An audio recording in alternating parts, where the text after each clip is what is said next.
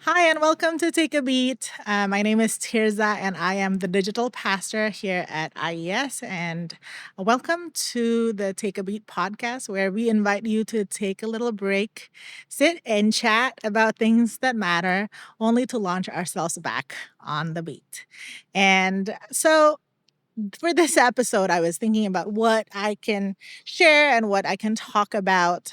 And I think for me, this is the time of year where I start reflecting on life and what I've accomplished, what I still want to accomplish, hopes and dreams, all those things.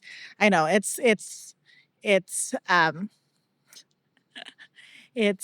a lot when I start thinking. Just being left with my thoughts is a dangerous thing. I always tell people, um, but no, I like reflecting on things and where I'm at and trying to figure out where I'm going. And one of the things that I realize in looking at my life is there's a lot to be thankful for.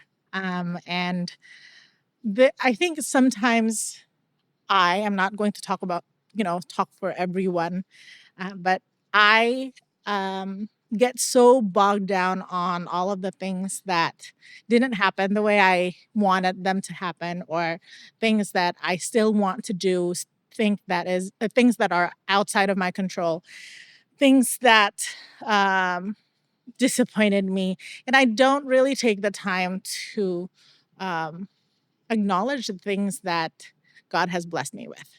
And I know people say this all the time. People talk about having gratitude all the time, but I'll just I'll just be honest. Sometimes it's hard. Sometimes you wake up in the morning and you're like, all of these things are not going well with me. It is very difficult. I think that is a very conscious decision to be like, oh, I am grateful for this. But I think one of the things that I find myself is, um, and that's kind of the title of this episode, I guess, segment, is I find myself in the space between gratitude and grief.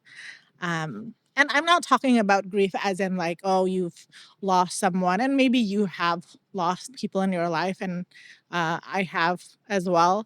But I'm also talking about the daily grief, the grief of not being, not um, living up to your expectations, your own expectations, or maybe other people's expectations. The grief of, oh, I thought I would be in this place in my life by now, but I am definitely not. The grief of, oh, I like things didn't turn out the way I wanted it to turn out. There's a lot of grief in our lives.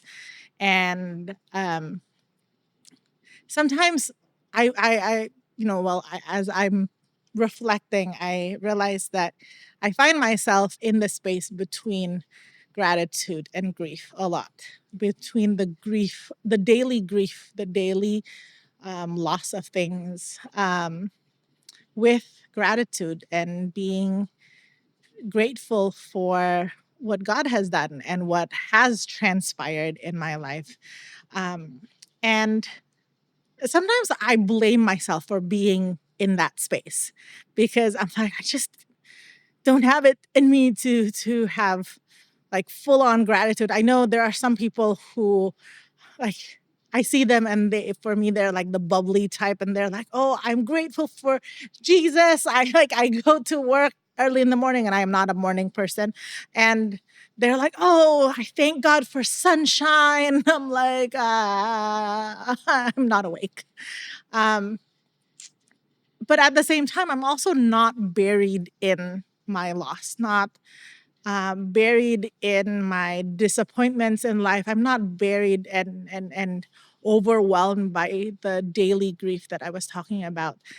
A lot of the times, I find myself in the space between, and so um, lately I've been asking God, okay, I'm not quite all the way in the gratitude. I am not quite all the way in the grief. Like I'm in the middle. I'm in the space between. And so my question is, Lord, where are you? What are you telling me in the space between the gratitude and grief? And um, I think for me, what I realized, especially as I'm reflecting on life, is that this in the space between gratitude and grief, God is present, and I think He meets us in that space between. Um, and I'm personally encouraged by that, and that might be something very, very simple. And you're like, why am I listening to this? Well, I'm just telling you this because this is my experience. Um, God's presence is in the space between gratitude and grief daily. Um, and I go back to the Psalms because I love the Psalms because it's very real. It's very honest. Uh, David wrote most of the Psalms, and he's very honest. He's very honest with whenever he talks about, Lord, break my enemy's jaw, or he talks about struggling with not having hope. Um, so I always love going back to the Psalms because it's very human. It addresses the human condition and all of the things that comes, the gratitude and grief that comes with being human.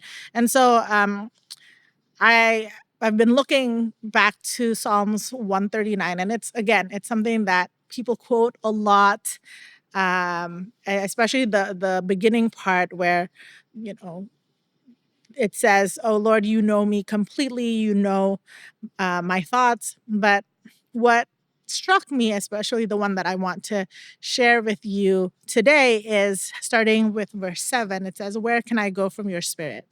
Or where can I flee from your presence? If I ascend to heaven, you are there. If I make my bed in Sheol, you are there. If I take the wings of the morning and settle at the farthest limits of the sea, even there your hand shall lead me, and your right hand shall hold me fast. If I say, surely the darkness shall cover me, and night wraps itself around me, even the darkness is not dark to you. The night is as bright as the day, for darkness is as light to you." I think for me, it is it is encouraging to hear that God's presence is there, even in the moments where it I struggle with having gratitude, and in the moments where I struggle with um, grief and looking at the things that I've lost in life, um, or in my daily life. And one of the things that I feel like God is also teaching me, and this is part of my devos, is that the space between gratitude and grief is where trust is for us, where we trust in God. It is an opportunity for us to trust. And it's not pretty, it is so messy. Life is so messy. Humans are messy. I think I remember having a conversation about just people in general with a professor of mine, and he said, and this is one thing, I don't know why, this is the one thing one big thing that I took from his class. It was that people are messy, and I think for me, it is very difficult to wrap my mind around it, but it is true. People are messy. We are messy. Humans are messy. And he also said the only perfect church is a church building without people, because once you have people in it, it is messy because people are messy. And so for me, in that messiness of life as a human being, with um, again the space between gratitude and grief, is trust.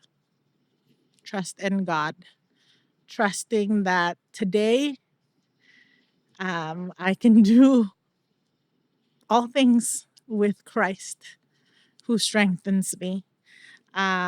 Trust that there is no place we can go that God can't find us.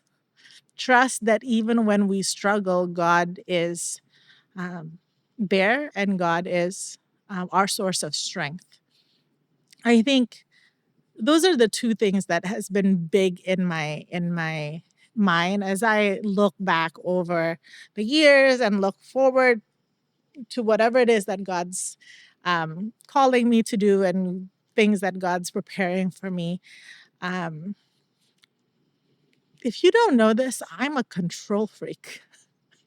Meaning, I like to control my life. I like to know what I'm expecting and what I can plan for. And let's be honest, for someone who loves control, life is too unpredictable and messy for me to control.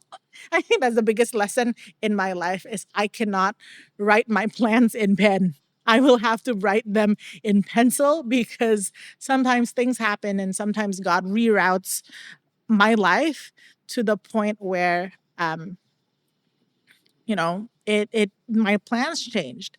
I remember, and this is something you can ask Pastor Dave. He will corroborate for me. Um, when I went to college and I went to college for ministry, the conversation with IES has always been that, okay, once I graduated from university, I will go back to Jakarta and work at IES. That's always been the plan. But in 2010, when I'm supposed to come back to IES, I wrote, I remember, I think I wrote an email to Pastor Dave telling him I'm not coming back. I was going through some stuff. I was going through severe burnout. And God was doing some stuff in my life. And at that same time as well, God was doing some stuff in IES. And I ended up being on staff at a church in Seattle.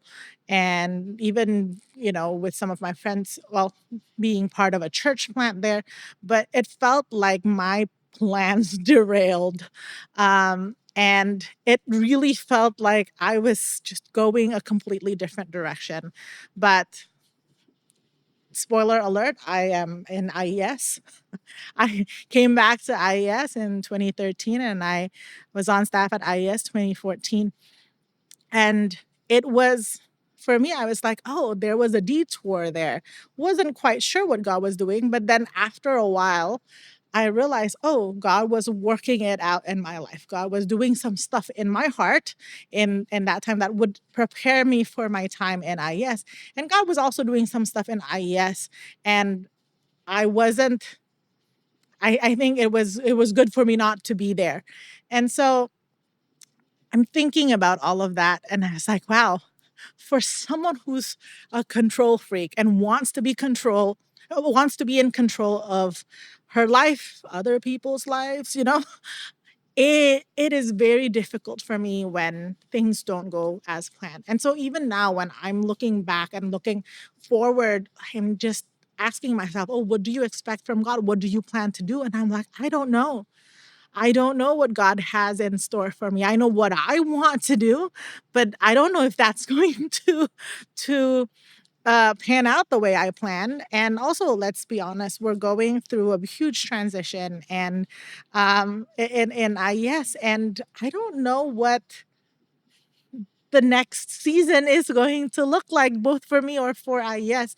But this is the space where we can trust God. This is the space where we can even just say, I will choose to trust God, even when I don't know, even when I'm anticipating a loss of things changing, because with things changing, there's always going to be some kind of a loss. And in between that and gratitude for everything that God has done thus far is an opportunity to trust Him, to wake up and say, I'm struggling, but I will choose to trust you. To wake up and say, I don't know what's coming, but I choose to trust you.